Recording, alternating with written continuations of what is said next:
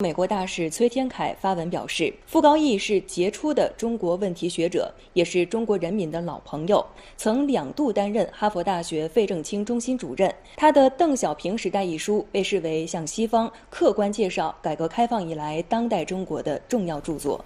您身上这个 energy 很惊人呐，我觉得怎么能保持这么多年呢？我认为啊，跟那个年轻人呢，跟能干的人接触啊，是给我一些那个 energy 啊。当然是我要那个休息，现在89岁啊，所以那个休息一些。做完这个可能是要休息几分钟啊，是工作几分钟，休息几分钟。但是我看您那个 schedule， 我就太紧张了 ，shocked， 那个老人家怎么做啊？对我们。他们都20多岁都觉得自己不可能做这件事情。Ezra Vogel is one of America's leading scholars of East Asia, the product of a passionate conviction about seducing Americans into curiosity about China. 请在那边吧。对，您看您坐那边舒服。你说是，您坐这边就好了。这边就行了。啊，这个风景很不错的一个地方呢。对，好了。你说您个人对于外界的这种好奇心，就 curiosity 到底是怎么来的呢？我认为是这样的，要是了解自己社会，应该了解外国的社会。要不然的话，你自己的社会的特点什么的，你不会了解了。那么我个人研究的方法，交朋友，是了解人，是人的思想，是跟那个人的立场啊。多了解，变成朋友，是朋友能告诉你比较那个真实。那么后来呀，我认为我的责任是不一样，对。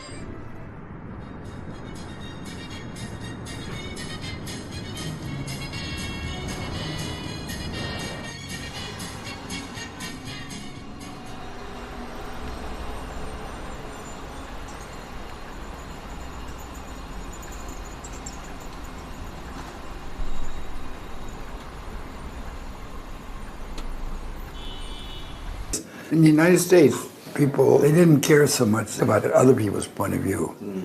They just say, I don't particularly like bar, but if it's Americans at a bar, hey, what you think, man? Don't think of it that way, yeah. Let's think of it this way, yeah. Let's have another drink. That guy is crazy, man. He doesn't know what he's doing. Yeah.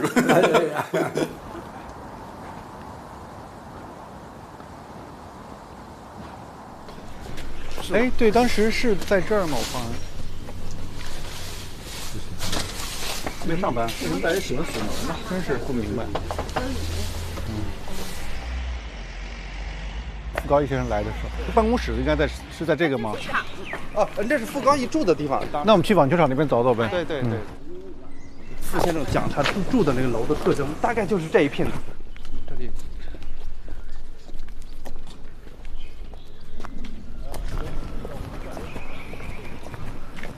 他那房子已经拆了是吧？等于是。看这个楼不太确定是哪一个。看照片。这是有照片是吧？哦，这是，应该是没有拆的。这个有这个照片，基本上等会儿就能判定这个楼绝对没拆。没拆啊？是不是就是这个？有可能是不是这个呀？真有可能，好像就是吧？感觉有点像。这个是有前面的门廊的吗？就是好像。So what's your first impression on Guangzhou? I mean, in 1980, you went to Guangzhou together.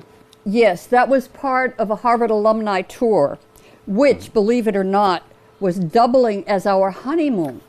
We had gotten married only a month earlier, And he thought this would be so exciting. We could spend our honeymoon in China, but it seemed very tense. We just felt that people were very nervous around foreigners. I mean, we were Americans. We had only recently established diplomatic relations.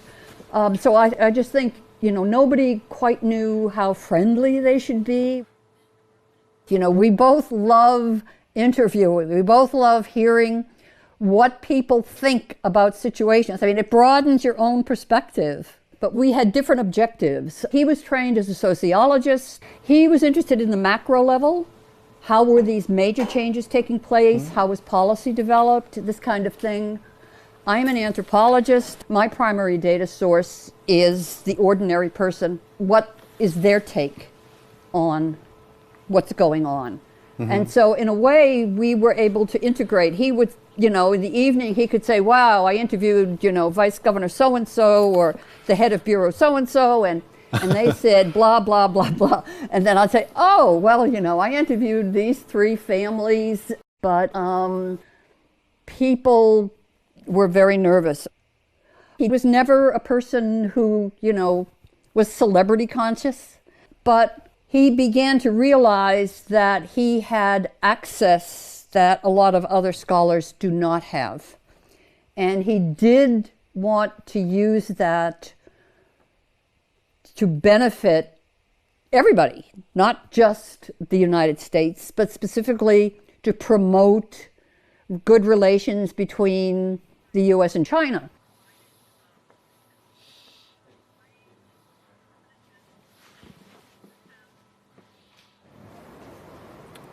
You said before that you study other countries because you want to use others' experience to maybe enlighten United States. Yes. During the past 5 decades, you travel deeply into China and Japan. Yes. So what's the major things you want to bring to United States, to Americans? Well, unfortunately, they don't listen enough. If I really want to try to make America, if I really had power and really want to have fundamental, I think the experience of the countries that were late developers, where the country takes a more active role in trying to guide the whole country, would be really good. For example, we have good suburbs that have good schools. In poor neighborhoods, we have very poor schools, very poor teachers. If you had a national Ministry of Education, you would really try to have a national program. And you would have federal money, national money, to help the backward schools. So you would have a much more equal educational system. So if I really had power and really want to use the example of Japan and China, I would say the government should take a much more active role.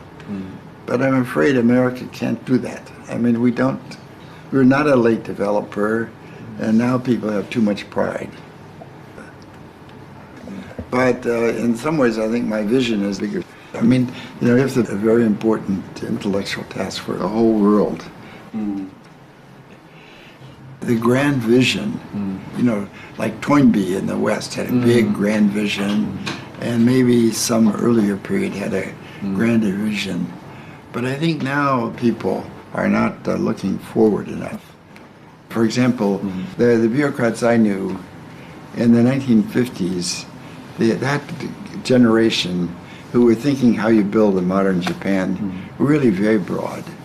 And the bureaucrats now are much pettier. They've become too small. I think that there are historical changes in different time periods. Whether you have a broad vision makes a big difference. For example, humiliation could be used in different ways. It could be used as a stimulus to study and to learn more, to build a modern organization.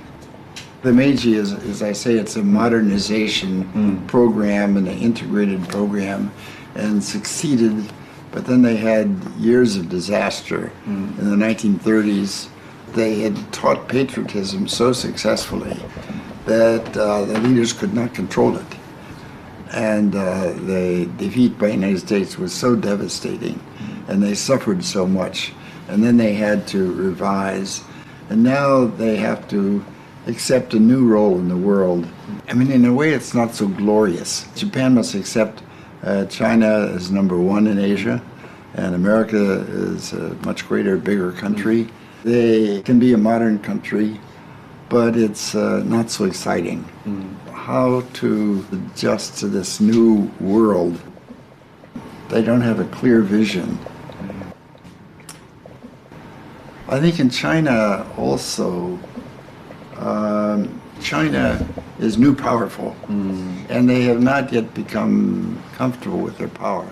Now when they go to many other countries, some of the instinct is, look, we're the big shot, please listen to us. There are some people like that, and some other people say, now to get along as we expand, we cannot be too proud. That is a good way. But my impression is that they use a lot of slogans, but they haven't tried to be systematic. They did not have an overall systematic plan about learning from the world in every single area. Geography, local customs, the value system, the religion, the family structure, how to persuade, and how to have deep understanding of people, deeper feelings. For example, in the United States, propaganda is not a good way to persuade Americans. In the long run, this will not succeed very well. So they do not have yet the mature vision about how to adapt to the rest of the world as they grow. From America's point of view, I think after World War II, in a way, it was kind of a peak. We were the one great country in the world with modern industry. And now China will surpass America in some places. And we don't have a plan. I think our leaders, they have an instinctive reaction from the Cold War. We won't let another country pass. And a lot of people in Washington just want to criticize China, jump on China. But they don't have a vision of how to work with China now. I mean, from my point of view, human civilization is not just about business interests, economic growth, or new technology breakthrough. It's a broader conception. It's a kind of an intellectual development of trying to think the big picture of what is happening. You mentioned the public intellectual tradition. In 1960s, 70s, and until 80s, public intellectual play a very important role in understanding other countries. Now it become more marginal. There is a deeper problem. I mean, comparing with the older generation, people think not curious about different behavior, mentality of others, civilization. We are very self-centered. From your perspective, how to deal with? I don't know the answer. I wish I knew. I think it has to do with the new connection between communication and so forth. But what will be the basis of healthy relations? It's true. I mean, in the last 20 years, the world became chaotic. And out of the chaos, people went off in different directions, so I don't know that answer. But I think what I can do, and maybe have some impact, I hope, is how to deal with China. And there's some things Americans may not like about what's going on in China. But you have to be realistic. After all, China is going to be strong. And there are a lot of good Chinese people you can work with. If John King Fairbank alive, what would he do? In a way, he did not have such a broad goal as I do.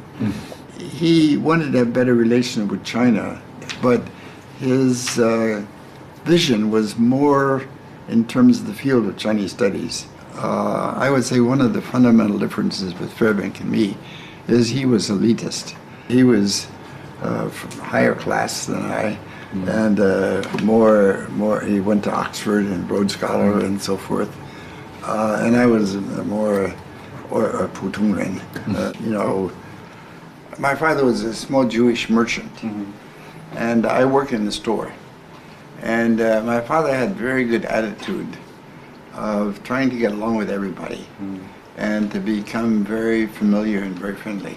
It was a town of about 10,000, and the small college, Ohio Wesleyan, which is a Methodist town.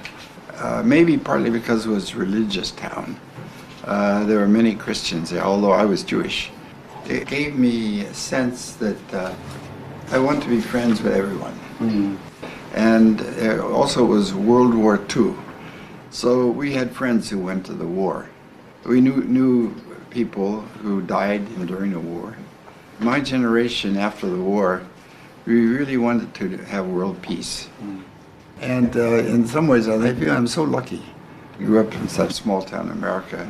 I was given the opportunity to experience so many historical changes. And that to me means so much responsibility. Not because I thought that was so important, but because I thought the relations were so bad and I really want to make, I mean, that's the honest way. I really want those people to get along because there's so many good people in both countries. And there ought to be a better way, and I knew a lot of people. I want them to get along. So maybe I'm immodest. Maybe I'm not correct. But I think I have a contribution to make. So, do you think, I mean, there was a golden age between China and the United States, but now we have so many different complexes between each other. So, I mean, the transition, how the transition happened, it's... You know, of course, you know, every country like China and the United States is big and we have many different people. You know, the extreme rightists, the extreme leftists. They don't have the confidence and the vision to really develop a understanding of each other. So how to find a new path. You know, I'm afraid it could be so hard in the near future. But, well, it's also, you know, I think of the missionaries. I'll give you one example. I knew a Guangdong, a guy named Yang Mai. The exchange with people whose experiences are different from one's own is very illuminating. There are other ways to think. And I think that right now, that kind of attitude in this country is so necessary. Right now in the US, we are so divided that we cannot come to the middle. I mean, Ezra wrote China and Japan Facing History. Somebody needs to write the book now. America, right and left, facing history. Maybe I'll write that. No. But no, it's people are so close-minded. And the sad thing is, it's not just the other side, it's one's own side. You know, we're not willing to even talk.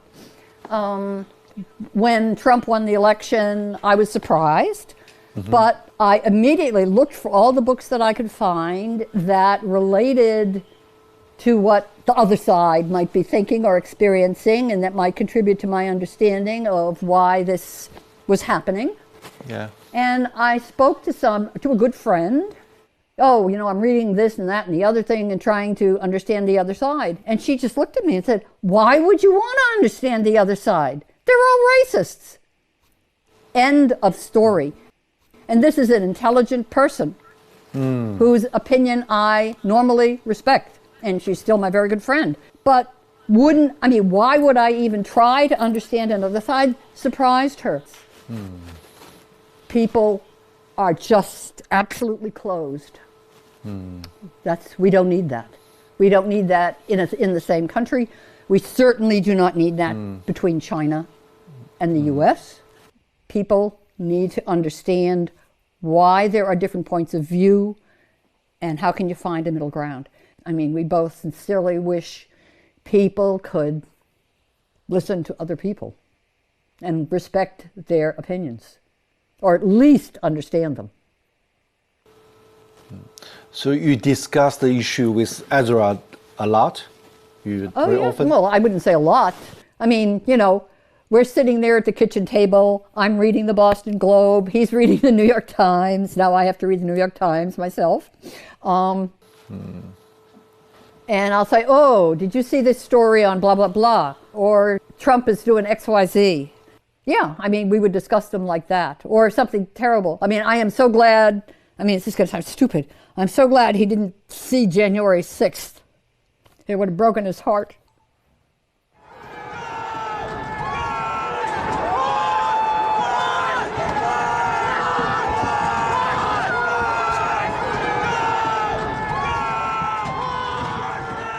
Recently, I always think of Yang Mai. This is a guy who went to Yenjing University in graduated in the late 1940s. He was studying Western economics, a free market economics. In 1949, he knew, oh boy, I will never get ahead. I will fail. So he became an engineer. So from 1949 until early 1980s, he had no 作用，没有发挥作用. But in Guangdong at the time of the late 80s, because he knew how markets operated. Suddenly he's useful now. Exactly. So suddenly, he would go to a county and the guy in the county say, how do we get enterprise here? So he played a very useful, constructive role. And he was my friend. He was my good friend in Guangdong. And I learned a lot from him. In the whole world, there are so many talented people. Sometimes they have no chance, it's sad, but they never, but sometimes some of those people have a chance later. So when I hear people say engagement didn't work, I say, it's crazy. History is not ended today. Some of those people who had very good understanding, now they must be very careful, but maybe 10 years later they could play a very constructive role in development around the world. And now it would need to be organized and to give them more opportunity, more freedom to develop bigger ideas. So I won't give up.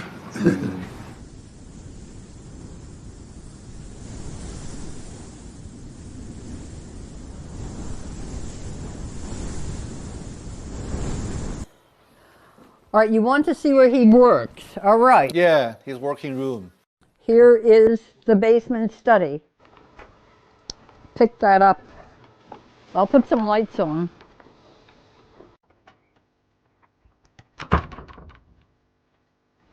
Okay, so this is the place. This is where he worked. This is only part of it. Tons of books are in another part of the basement. And as you can see, it leaves a lot to be desired. Here's his machine. Ooh, the lights. Good dog.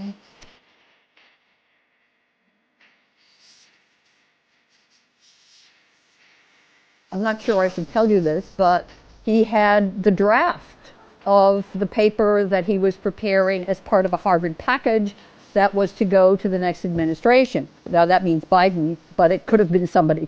So he decided more recently that he wanted to work more on Chinese because he did feel an obligation. And he had a scheduled appointment with tutors on December 19th. But unfortunately, he died on December 20th. She called, she didn't understand why he hadn't answered, that she just didn't think of that. Ezra passed away. All right, here we go. Well, these are supposed to work so that, ideally he would sit here, he would look out, he would see this plant, and then he would be able to see the area there. He didn't really take much use of the view. Usually this was just kept closed.